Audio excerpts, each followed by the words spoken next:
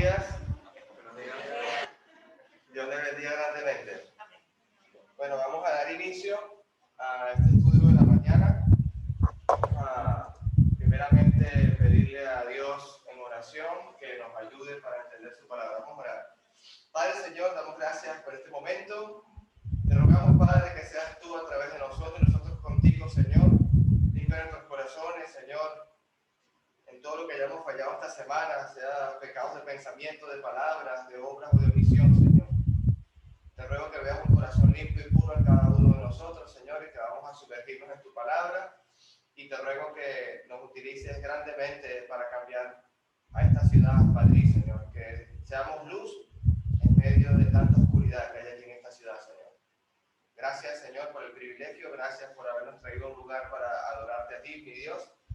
Y bendice este momento, en nombre de Jesús. Amén. Móviles, por favor, en modo vibrar.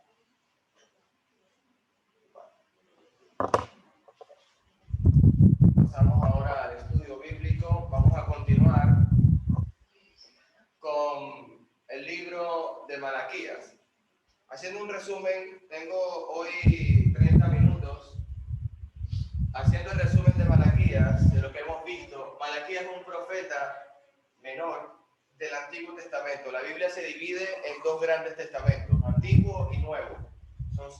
Entonces, en el Antiguo Testamento, el último libro que te vas a encontrar se llama Malaquías, es decir, es el último profeta del Antiguo Testamento.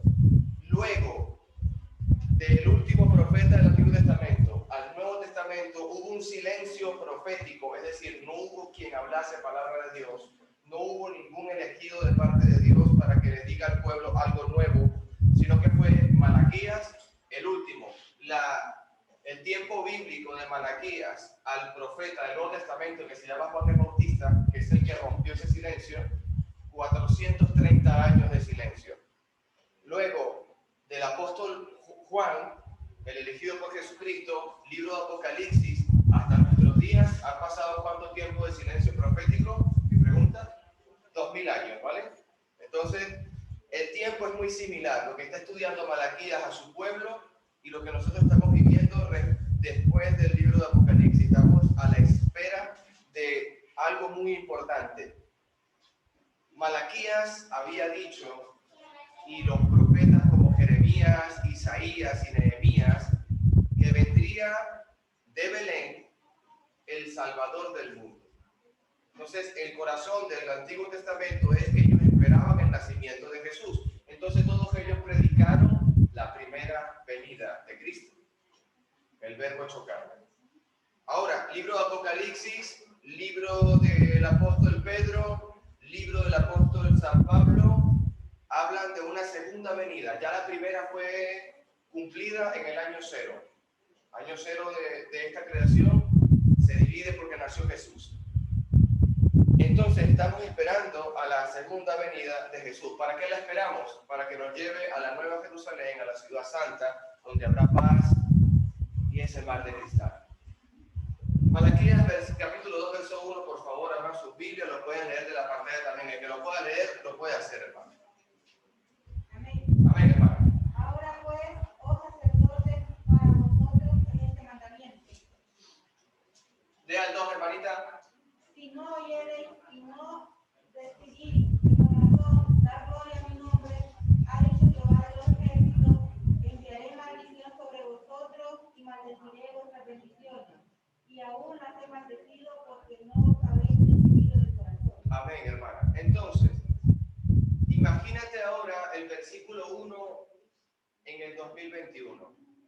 Ahora pues, oh sacerdotes, no te tienes que ubicar con aquel único líder de una congregación o aquel que está pastoreando la congregación o aquel que está ministrando una iglesia o aquel que tiene un rol específico exclusivo de sacerdote.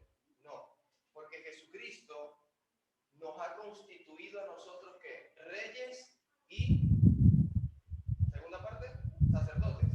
Porque Él es el sumo sacerdote de parte de Dios y nos hizo a nosotros reyes y sacerdotes. ¿Por qué somos reyes y sacerdotes nosotros cada uno? Porque ya Dios no habita en templos hechos por manos humanas. Entonces,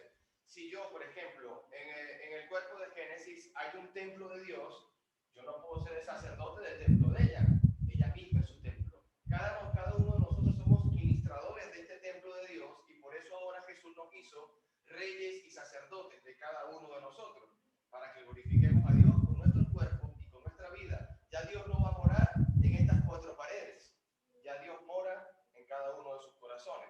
Por eso es que Dios nos dice, ustedes ahora son rey de reyes y sacerdocio santo de Dios. ¿Se entiende esto, hermanos? Amén. Versículo 2. Ahora, yo tengo un comentario importante del versículo 2. Dice, los sacerdotes no tomaron en serio las cosas más importantes para Dios. Ahora, ¿qué sería lo más importante para Dios?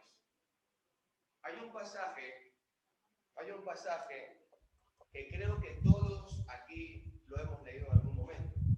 El libro del Deuteronomio, es decir, los primeros 5 libros de la Biblia, es el Pentateuco dado por Moisés. Pero este Deuteronomio dice lo que es el primer mandamiento que Dios le dio al pueblo. Oye Israel, Jehová nuestro Dios, Jehová uno es. Primer mandamiento que Dios dice, no hay varios dioses, no hay varios Jehová, no hay varios en que tú rindas adoración, es uno. Jehová uno es. Versículo 5, y amarás a Jehová con todo tu corazón, con toda tu alma y con toda tu fuerza. Entonces, si le están reprochando en el versículo 2 de Malaquías a los sacerdotes que están haciendo algo mal, tienes que partir desde el inicio. Yo no puedo partir, por ejemplo, que el sacerdote está haciendo mal el sacrificio, porque lo estaba haciendo perfectamente. Tomaba el cordero, aunque estaba cojo, ciego y con defecto, pero no estaba haciendo el sacrificio, estaba haciendo el rudimento. Pero yo me voy y la palabra me está llevando a que no estaban las palabras de Dios dentro de su corazón. Y estas palabras que yo te mando hoy estarán ¿dónde? En tu corazón. Cuando Dios te dice estará en tu corazón, es que Dios desea que tú fielmente desde dentro, que yo no puedo saber los pensamientos de ninguno de ustedes, amen a Dios en verdad y con sinceridad. Yo no puedo saber lo que está pensando mi hermano Roberto en este momento acerca del estudio. Yo no puedo imaginarme qué película le está viniendo a su mente. Pero Dios le está diciendo, Roberto, Alejandro, a todos los presentes, amen a Dios con el corazón. El corazón, según Proverbios, del corazón mana la vida. Entonces, si del corazón mana la vida, quiere decir que Dios te está diciendo, ama a Dios con toda tu vida. Por eso que te pone con toda tu alma y con toda tu fuerza. Entonces, y ellos no estaban haciéndolo. ¿Y qué pasa con el versículo 7, 8 y 9? Dios cree y piensa que la conversación de mi hogar, lo que yo hablo con mis hijos, lo que yo hablo con mi esposa, lo que se habla en un hogar cristiano, es acerca de Dios. Dios cree que la conversación que yo tengo en mi trabajo es acerca de Dios. Dios cree que mientras yo estoy corriendo, haciendo ejercicio, estoy meditando en Dios, porque fíjate de esto, y repetirás a tus hijos. ¿Qué le vas a repetir a tus hijos? Ama a Dios. Hablarás con ellas estando en la casa. O sea, la conversación de mi hogar cristiano es acerca de Dios. Cuando vayas por el camino, vamos a hablar de Dios. Cuando te vayas a acostar, vas a hablar de Dios. Cuando te levantes, es decir, Dios quiere que nuestra vida no se aleje de los pensamientos de mi Dios y de los mandamientos de mi Dios. Otra cosa más importante, y las atarás como una señal en tu mano. En el tiempo antiguo de los judíos, llevaban una pequeña carterilla, pequeña, aquí de medio lado, y ahí estaba escrito los 10 mandamientos de la ley. Lo llevaban consigo, lo llevaban con ellos. Era muy fácil saberlo, pero se lo llevaban porque para que no olvidasen a quién estaban sirviendo. Y luego dice, y estarán como frontales entre tus ojos. O sea, eso es lo primero que vas a ver. Y las escribirás en los postes de tu casa. Cuando tú pases por tu hogar, por tu casa, me envió una foto mi madre en Venezuela. Dijo, visité tu casa. Y cuando me manda la foto de la puerta, gracias a mi esposa, hay un cartel que dice, en este hogar se estudia o se sirve a mi Dios. Hay un mensaje bonito. Y yo le digo, mira, importante es que tú cuando vayas en tus afanes de este mundo, estés en el lugar de tu vivienda, con algo referente a Dios para que tú entiendas a quién estás sirviendo. A mí me gustan muchas cosas. Soy fan de muchas cosas. Pero las cosas no heredarán la vida eterna. Lo que sí hereda la vida eterna son las palabras de Dios. Tan fácil como saber que en tu casa poner un versículo que tú te levantes en la mañana. Si Si te gusta, por ejemplo, yo voy al baño en la mañana a cepillarme y si quieres poner algo allí sobre el lavabo que puedas leer un versículo, ya está. Es llevarte la mente de Dios. Es llevarte la mente de Dios. Versículo 3 al 6, por favor. Versículo 3 al 6. Amén. Voy a reprender a sus descendientes y a ustedes les arrojaré estiércol en la cara, el mismo estiércol de los animales que ustedes ofrecen en sacrificio, y ustedes serán arrojados juntamente con el estiércol. Así sabrán que yo les envié este mandamiento para mantener mi pacto con Leví. Lo digo yo, el Señor de los ejércitos. Mi pacto con Leví fue un pacto de vida y paz, y lo hice para que me honrara, y él me honró y se humilló delante de mí. En sus labios estuvo la ley verdadera, y nunca pronunció nada inicuo. Anduvo conmigo en paz y en justicia, e hizo que muchos se apartaran de la maldad. Amén. ¿Por qué Dios hace referencia a los levitas? En el tiempo, Dios creó los cielos y la tierra, creó a Adán, luego vino la descendencia del padre Abraham, luego tuvo Isaac, luego de Isaac Jacob tuvo 12 hijos. De esos 12 hijos hubo una promesa. La tierra de Canaán, la tierra prometida que luce leche y miel, será en heredad para los 12 hijos de Jacob, que son las 12 tribus de Israel. Pero Dios dijo al hijo de Jacob llamado Leví, a él no le entregues ninguna tierra ni le repartas absolutamente nada, porque ellos se encargarán exclusivamente del sacerdocio, de lo que es ofrendas a mi Dios. Ellos son los encargados de pastorear, de ministrar, de hacer todo lo necesario referente a Jehová de los ejércitos ante las 12 tribus de Israel. Es decir, Leví no tenía tierra, no tenía dónde morar. Ellos estaban entre sus propios hermanos como una gran familia. Y cuando había que mover, trasladar el arca de Dios, el arca que era una definición que Dios le había dicho a Moisés, hazte un arca y las tablas que yo te di en el monte Sinaí, que yo las escribí con el dedo sobre piedra, esas tablas de la ley me las guardas en el arca del pacto, que era en oro, tenía ángeles a las esquinas, todo era en oro con piedras preciosas. Vas a colocar ahí, Moisés, la vara de tu hermano Aarón, las tablas de la ley, y tú, todo lo que hagas, ahí yo voy a estar en esa presencia. Entonces, fíjate, Dios moraba en el arca. Hoy Dios mora en tu corazón. Mira la responsabilidad que tenemos. Si alguien entraba al lugar santísimo, te lo voy a ejemplificar. El libro azul es el lugar santísimo. Este es el lugar santo.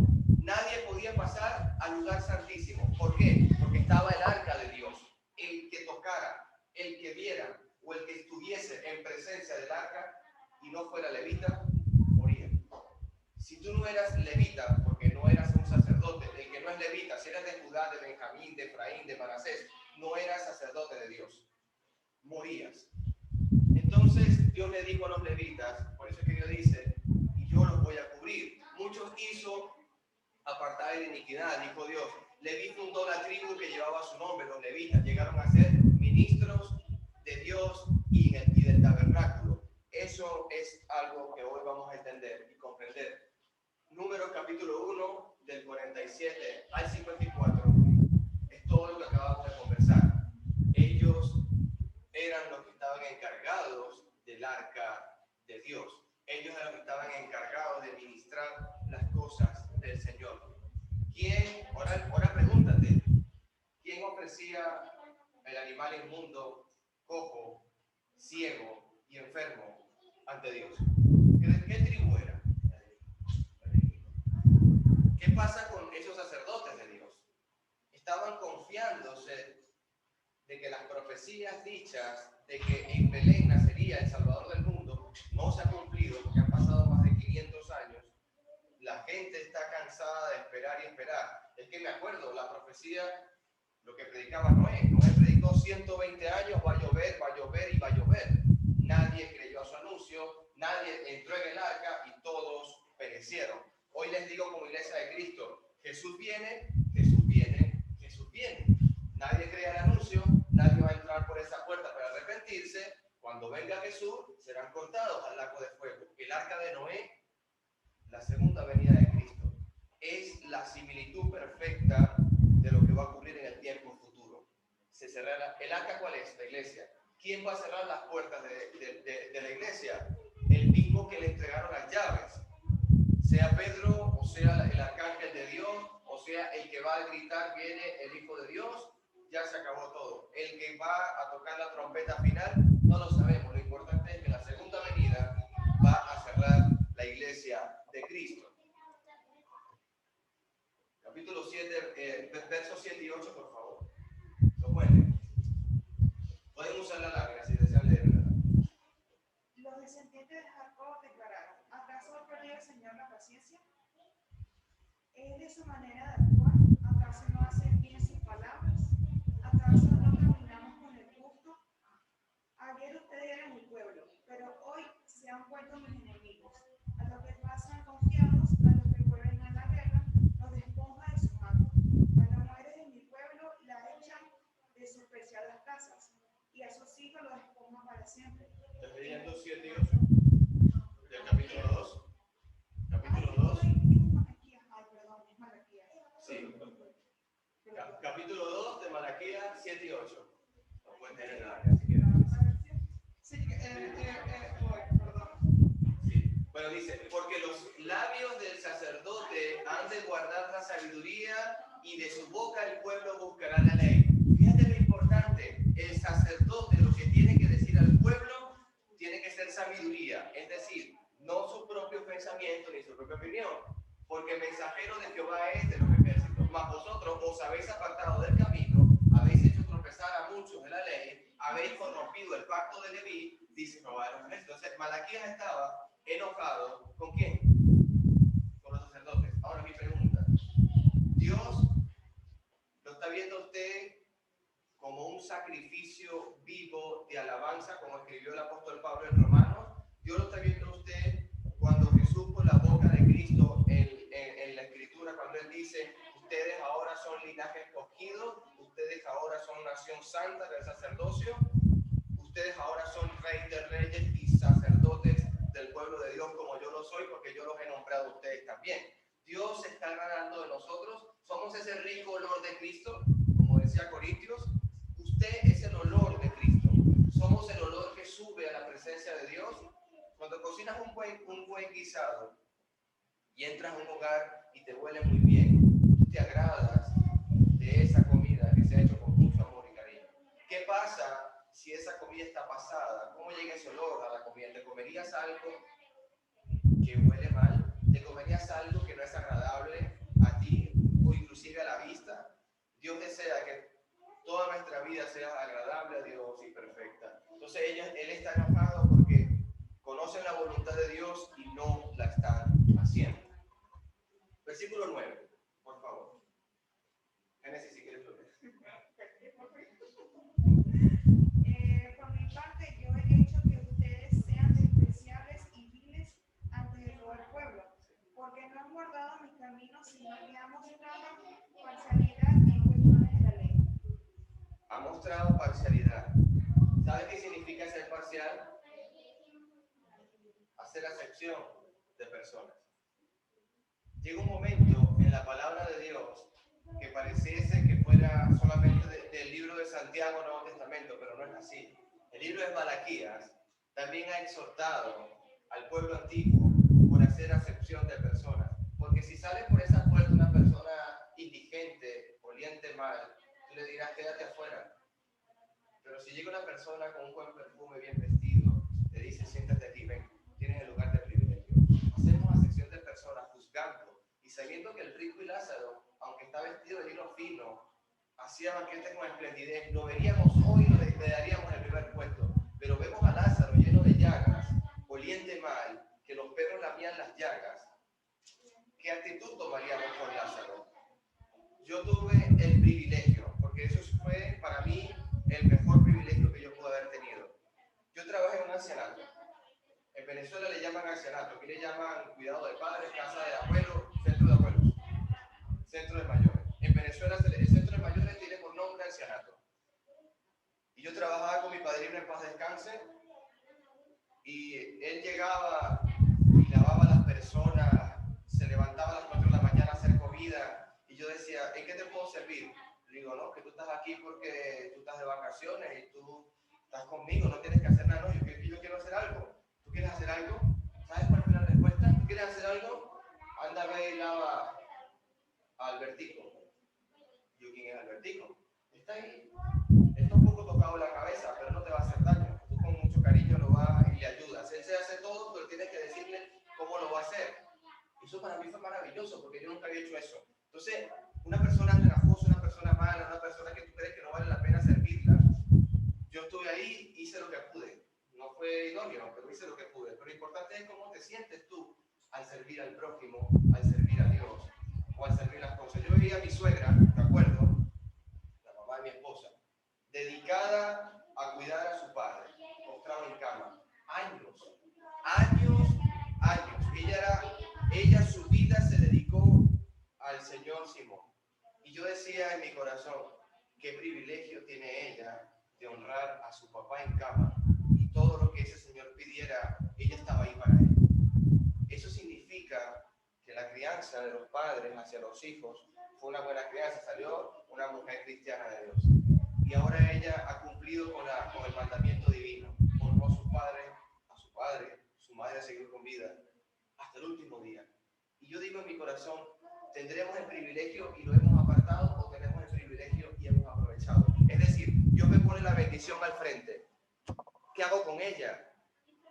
¿La tomo para mí y la utilizo poderosamente para que Dios sea glorificado? ¿O me aparto y no quiero hacer nada? Los sacerdotes tenían todo para glorificar a Dios. Y ellos no decidieron tomarla. Ellos decidieron hacer acepción de personas. Ellos decidieron hacer con ellos y con el pueblo cualquier cosa. Santiago, Nuevo Testamento. Hermanos míos, que vuestra fe en nuestro glorioso Señor Jesucristo sea que sin acepción de personas. Yo no le puedo negar el mensaje del Evangelio a nadie. Ni a la prostituta que está trabajando en Villaverde.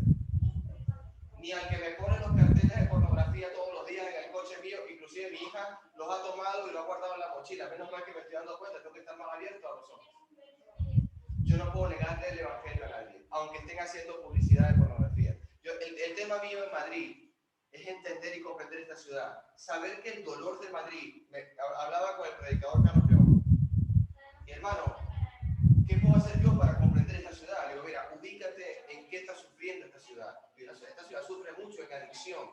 Están adictos al materialismo, están adictos al alcohol, están adictos a las drogas, están adictos a la prostitución, están adictos a tantas cosas. Le digo, bueno, esas personas necesitan ser liberadas de su adicción.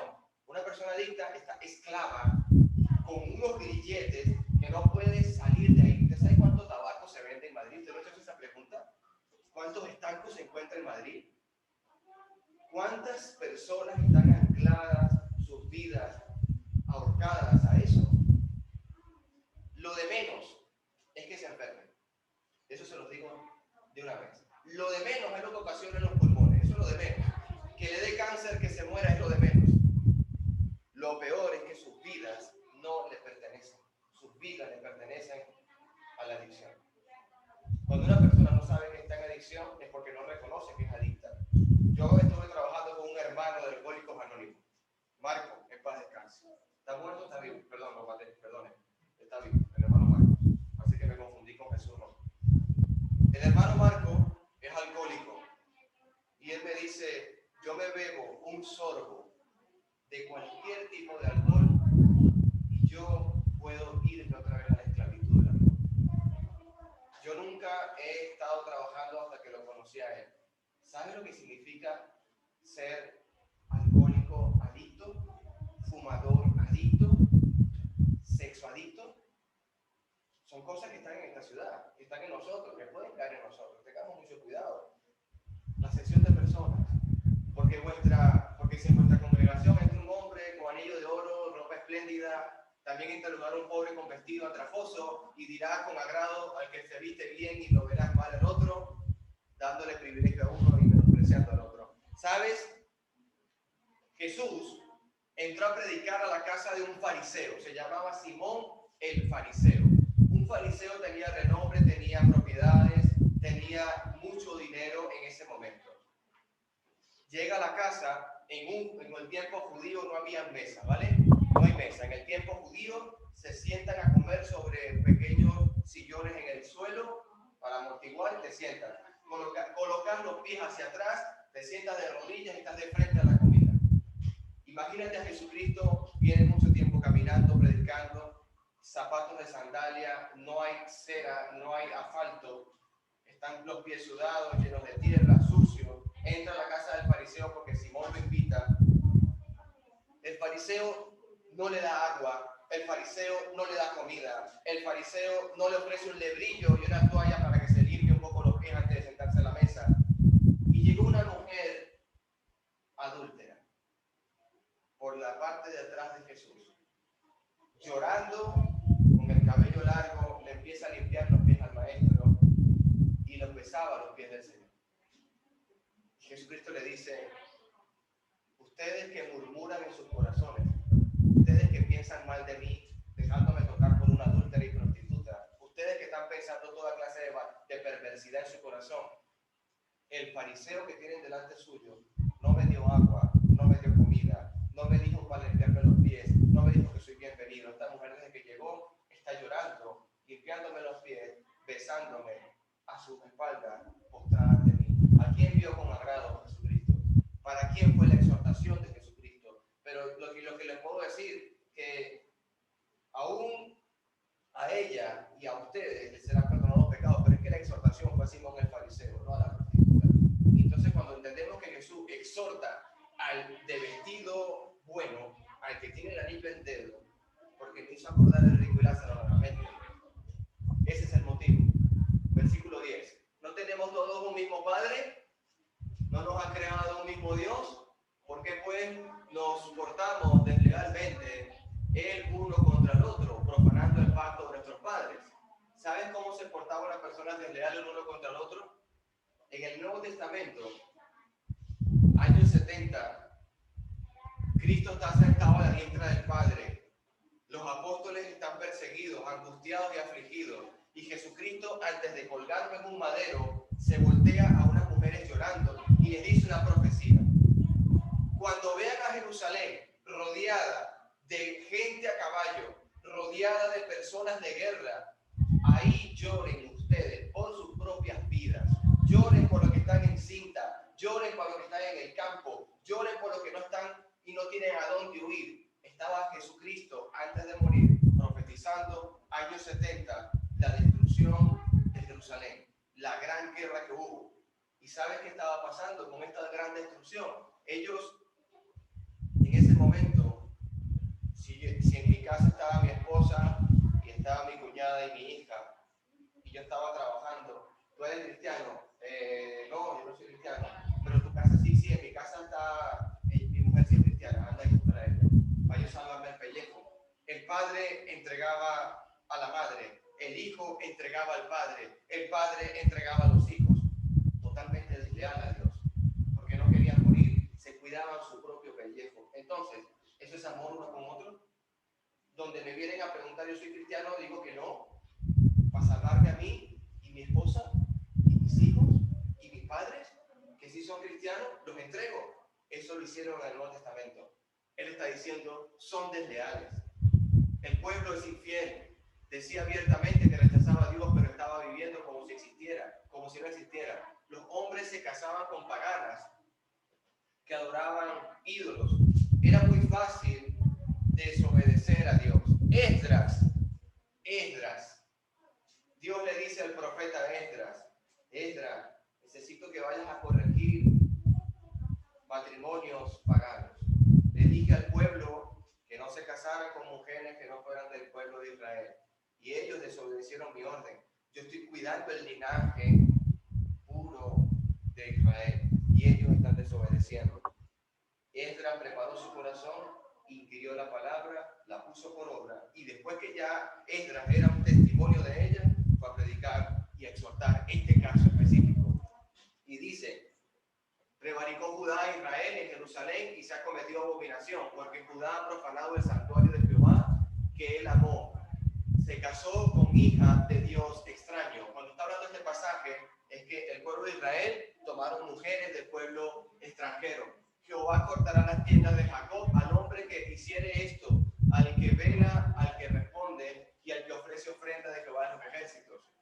El profeta Nehemías y el profeta Esdras corrigieron fuertemente esto. ¿Sabes qué hacía el hombre? La mujer había perdido la juventud. Ya no era agradable para mí íntimamente. Me divorcio. Me busco una más joven. ¿Cómo se siente la mujer que está de 40, de 50 años, que ya había perdido la costumbre de la mujer y el hombre ya la rechaza por ella? Eso era horrible el corazón del hombre. Eso está pasando en este pasaje. Están repudiando. Si usted lee Nehemías 13, ahí lo va a encontrar. Asimismo, aquellos días a judíos que habitaban tomaban mujeres de Asadó, a moabitas y moabitas. Ellos iban a pueblos extranjeros y luego era necesario que se limpiase todo esto, porque para Dios no era lo puro, porque lo estaban quitando, lo estaban deshonrando, como hiriendo más a su propia nación. Yo no puedo tomar una mujer para mí cuando ya no es bonita, divorciarme o tirarla o repudiarla. Yo eso no lo puedo hacer, dice la palabra de Dios. Y esta otra vez haré cubrir el altar de Jehová con lágrimas, de llanto, de clamor. Así que no miraré más la ofrenda para aceptarla con gusto de vuestra mano. Por supuesto que no. Si están hiriendo a más personas, más daréis. ¿Por qué? Me diréis por qué. Porque Jehová ha atestiguado entre ti la mujer de tu juventud, contra la cual has sido desleal. Por supuesto, la mujer de tu juventud estaba muy bonita. La mujer de tu juventud tenía unos atributos que no se te borran de la mente, que tú deseas tener ese cuerpo igual siempre. El hombre es perverso en su corazón. Perverso. Ha sido desleal, contra la cual has sido desleal, siendo ella tu compañera y la mujer de tu pacto. No podemos actuar de esa manera. Actualmente vemos un dolor en este pasaje en la ciudad de Madrid. Aquí hay un dolor. ¿Sabes cuántas personas se divorcian aquí? ¿Sabes cuántas personas se juntan en pareja y se dejan? ¿Cuántas personas inician un pacto y no son leales? Esto es terrible aquí. El pueblo se quejaba de las circunstancias adversas cuando únicamente ellos eran los responsables. A menudo la gente trata de evadir los sentimientos de culpabilidad al culpar a otros. Sin embargo, esto no se resuelve el problema. Cuando se enfrente a estos problemas, primero analice usted mismo. Si usted cambia de actitud o conducta, resolverá el problema. Yo me acuerdo de una persona que me dijo, este es el tercer matrimonio que tengo, voy a ver si esta mujer sirve. Y digo, no es así. Vete tú, si tú ahora vas a cambiar y vas a valorar lo que Dios te ha dado, y de repente tú eres el problema y no las 3 mujeres que has tenido ya. El divorcio en estos tiempos era practicado exclusivamente por los hombres. Tiempo de Malaquías. Faltaban a la palabra dada por su esposa, divorciándose para poder casarse con mujeres. Qué horrible, hermano. Qué horrible. Obviamente el vínculo entre los cónyuges que Dios estableció será una sola carne. Se les había olvidado que Adán y Eva se juntaron, fueron una sola carne y permanecieron fieles. Aunque tuvieron un hijo rebelde contumaz como Caín, que mató al propio Abel, ellos siguieron juntos adelante. Yo me imagino ese momento entre papá y mamá, Caín al frente, y decía, ¿qué se ha hecho? ¿Cómo has matado a tu hermano? ¿Usted no se ha imaginado el conflicto que pudo haber existido entre Adán y Eva? De que por unos hijos rebeldes y contumaces, yo no sea capaz de perdonar a mi esposa porque no supimos criarnos y yo me enseñoré contra mi esposa y yo digo a mi esposa, no te quiero ver más en mi vida porque tú y yo no seríamos matar juntos, no sabemos criar hijos. No, Adán y Eva dijeron, vamos a hacerlo más hijos y seamos mejores padres. Ya está. Son leales. El propósito que tenía ellos era criar a hijos piadosos, no solo a los hombres que estaban faltando la palabra con su esposa, sino pasando por alto el lazo emocional y el propósito espiritual de estar unidos con Dios. Ellos no les importó el lazo emocional, no les importó el lazo espiritual, ellos querían la carnalidad. Les mandé un video a estos chicos que son compañeros, amigos, de la gran llama. Si tú solamente vas a satisfacerte a ti con una sola llama, el amor eros y olvidas el amor filial, olvidas el amor storge, olvidas toda la clase de amor de la palabra que Dios te está mostrando en un matrimonio, eso te va a quedar vacío. Por eso es que la persona recurre tanto al adulterio, por eso es que la persona recurre tanto al prostitutismo, porque ellos no se satisfacen nunca. Salen vacíos, entran en ese lugar, manchan el lecho sin mancilla, manchan la cama del matrimonio con una prostituta y salen satisfechos, pero al día siguiente vuelven a sentir el vacío. A los 2 días se vuelven a sentir mal. Eso es lo que está hablando el pasaje, hermano. Quieren una mujer joven otra vez. No hizo el uno habiendo en él abundancia de espíritu, porque el uno, porque buscaba la descendencia para Dios, guardados pues de vuestro espíritu, y no seáis desleales. ¿Con quién? Con su mujer. No seáis desleales, porque Jehová Dios de Israel ha dicho, el que aborrece. ¿Usted quería leer un pasaje en la palabra donde Dios dice que aborrece el divorcio? Lo ha conseguido. Malaquías 2:16. Jehová Dios aborrece el divorcio, el repudio, y el que cubre iniquidad a su vestido, dijo Jehová de los ejércitos, guardados pues de vuestro espíritu y no seáis desleales. Terminamos. Habéis hecho cansar a Jehová vuestras palabras y decir, ¿en qué te hemos cansado? Imagínate mi oración. He repudiado a mi mujer, me he buscado una más joven, la más joven envejece, la he repudiado, me he buscado otra más joven, y ese es mi ciclo vicioso y adicto que estoy llevando como hombre de Dios, supuestamente siendo esclavo a la parte física de las mujeres, porque vemos la esclavitud que no pueden desprenderse de ella, y Dios dice, ¿en qué te hemos cansado? Se pregunta, ¿en qué te hemos cansado? Siendo desleales a tu esposo,